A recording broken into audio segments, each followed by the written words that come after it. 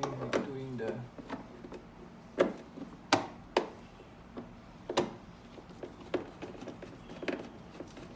because we see many ice inside.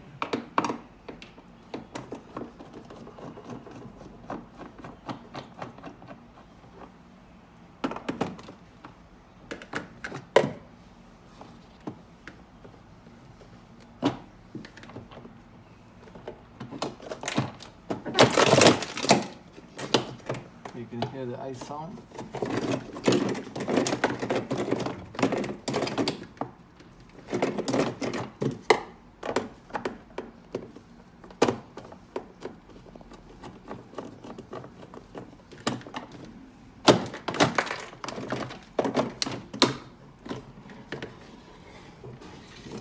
You can see the ice there.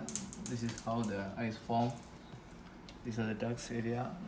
This is the fan. We already off it first. You can see here some of the ices here. These are the waste.